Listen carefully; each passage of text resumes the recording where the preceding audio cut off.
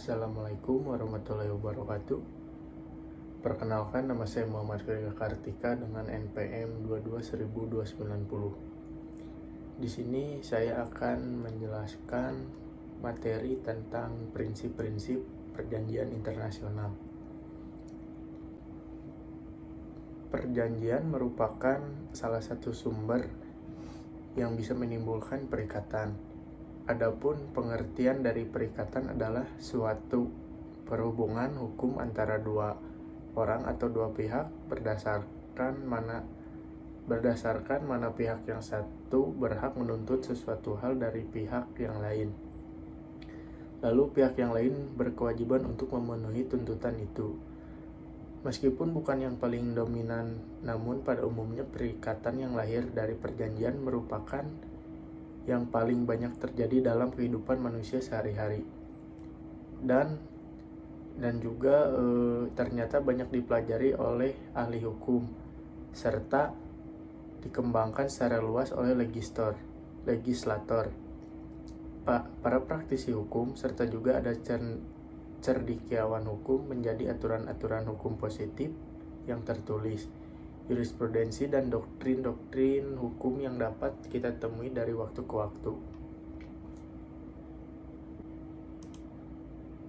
Jadi, prinsip-prinsip hukum umum sebagai salah satu sumber utama hukum internasional itu adalah asas-asas hukum yang mendasari sistem hukum positif yang sudah melembaga.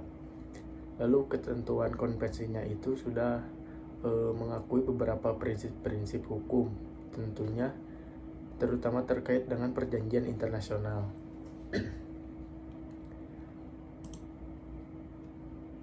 Nah, di sini ada prinsip factus servanda, yaitu setiap perjanjian berlaku mengikat terhadap pihak-pihak pada perjanjian dan harus dilaksanakan dengan itikat baik. B. Prinsip free consent, setiap pihak yang mempunyai kebebasan untuk melakukan kesepakatan dengan pihak manapun. Lalu ada yang C. Prinsip good faith, yaitu setiap perjanjian harus dilaksanakan dengan itikat baik oleh para pihak lainnya. Lalu yang D,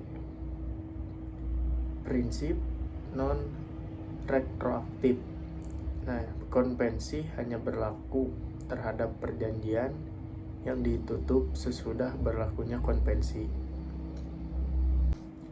Lalu ada juga yang E, prinsip facta tertis ninocenem frozen. Perjanjian hanya berlaku pada pihak yang membuat perjanjian. Lalu yang F, prinsip rebus substantivus atau fundamental change of circumstance, yaitu perjanjian internasional akan batal bila mana ada perubahan yang mendasari apa yang menjadi objek perjanjian. Lalu ada juga yang G, prinsip et eque et bono, prinsip kepatuhan dan kewajaran menjadi dasar setiap penerapan perjanjian internasional. Lalu yang H, prinsip jus cogens, yaitu prinsip batal bila mana muncul norma imperatif baru menggantikan norma lama yang mendasari perjanjian.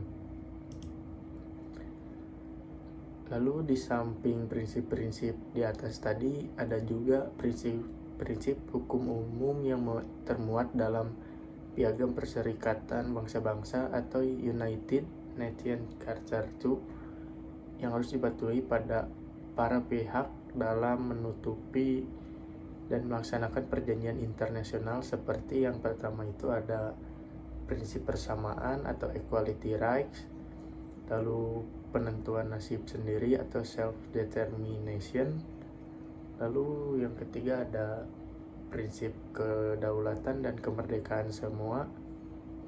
Lalu yang keempat, prinsip tak mencampuri urusan dalam negeri, yaitu non-interference. Lalu yang kelima itu ada prinsip larangan mengancam atau menggunakan kekerasan, reference of the threat and use of force.